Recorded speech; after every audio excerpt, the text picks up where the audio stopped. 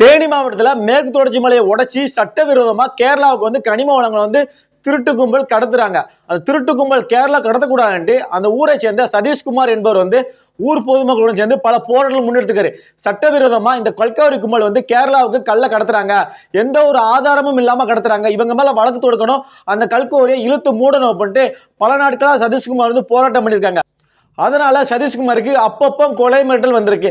அதனால சதீஷ்குமாரும் அவங்க குடும்பமும் தேனியில் உள்ள கலெக்டர் ஆஃபீஸ் மற்றும் எஸ்பி ஆஃபீஸில் வந்து புகார் அளிச்சிருக்காங்க. நான் வந்து திருட்டு கும்பலை கனிமவள திருட்டு கும்பல்னு தட்டி கேட்குறேன், அதனால என்ன வந்து கொலை செய்ய முயற்சிக்கிறாங்க, அதனால எனக்கு பாதுகாப்பு வேணும் அப்படின்ட்டு சதீஷ்குமார் வந்து புகார் அளிச்சிருக்காங்க. அந்த புகாரை வந்து ஒரு இளவுல ஏற்றுக்கிறாத கலெக்டர் ஆஃபீஸும் எஸ்பி ஆஃபீஸும் அப்படியே குப்பையில் போட்ட உடனே பேச்சுவார்த்தைக்கு அழைச்சிட்டு போய் சதீஷ்குமாரை கல்கோரி திருடர்கள் பேச்சுவார்த்தை என்ற பேரில் அழைச்சிட்டு போய் அவரோட கழுத்திலே கத்தியால குத்தி அவர் துடிதுடிக்க கொண்டிருக்காங்க.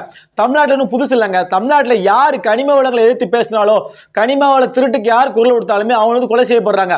அரசு ஊழியர்களும் கனிம வள திருடங்களை எதிர்த்து பேசினாலோ, அவங்க பண்ணும் திருட்டை தட்டி கேட்டாலோ அவங்க கொலை செய்யப்படுறாங்க. அதுக்கடுத்து மண்ணின் மீதும் மக்களின் மீதும் பற்று கொண்ட சில பேர் வந்து தமிழ்நாட்டில் கனிம வளங்கள் திருடப்படுது, அதுக்கு எதிர்ப்பு தெரிவித்து வந்து போராட்டம் பண்றாங்க. அதற்கு எதிர்ப்பு தெரிவித்து பல புகார் அளிக்கிறாங்க. அப்படி புகார் அளிக்கும் சமூக ஆர்வலர்களும் இந்த திருட்டு கும்பலால் வந்து கொலை செய்யப்படுறாங்க. இது ஒன்றும் புதுசு இல்லைங்க, இது வாடிக்கையா போச்சு. அதனால தமிழ்நாட்டு காவல்துறை என்ன இதுக்கு தமிழ்நாட்டு காவல்துறை தேனியில செயல்படுது. தேனியில மட்டும் இல்லைங்க, தமிழ்நாடு முழுவதும் செயல்படுது. அதாவது நிரபராதி ஒருத்தனை வந்து குற்றவாளி ஆக்குது இந்த காவல்துறை. ஆனா குற்றவாளி ஒருத்தனை நிரபதி ஆக்குவதும் இதே காவல்துறை தான். அப்போ காவல்துறை என்ன லட்சணத்துல இருக்கு? காவல்துறை மட்டும் இல்லைங்க, அரசியல்வாதி தப்பானவருக்கு இருக்க, அரசியல்வாதி மொல்ல மாறி முடிச்சவைக்கு புறம்போக்கு தெரு பொறுக்கி ஊர் பொறுக்கி திருட அவன் அரசியல்வாதி இருக்க போய் தான் தமிழ்நாட்டில் வந்து சட்டவிரோதமா அதிக அளவில் வந்து கனிம வளங்கள் திருடு போகுது. அதாவது சில காவல்துறை, ஒரு சில நேர்மையான காவல்துறை இருக்கிறாங்க, அந்த காவல்துறை தட்டி கேட்டாலுமே கேடுகட்ட அரசியல்வாதிகள் துட்டுக்கு ஆசைப்பட்டு அந்த காவல்துறையை மிரட்டுறாங்க. அப்ப காவல்துறை அந்த இடத்துல எப்படி பணி செய்ய முடியும்? ஒரு சில எச்ச காவல்துறை மட்டும்தான் கனிம வள கொள்ளைக்கு வந்து ஆதரவா இருக்கிறாங்க. ஒரு சில காவல்துறை வந்து பொதுமக்களுக்கும் கனிம வள திருட்டுக்கும் எதிராக தான் செயல்படுறாங்க. அப்படி எதிராக செயல்படுற காவல்துறையை கூட இந்த திருட்டு அரசியல்வாதிகள் துட்டுக்கு ஆசைப்பட்டு அந்த காவல்துறையை மிரட்டி கனிம வள கொள்ளைக்கு வந்து ஆதரவா செயல்பட வைக்கிறாங்க இந்த திருட்டு நாய்ங்க.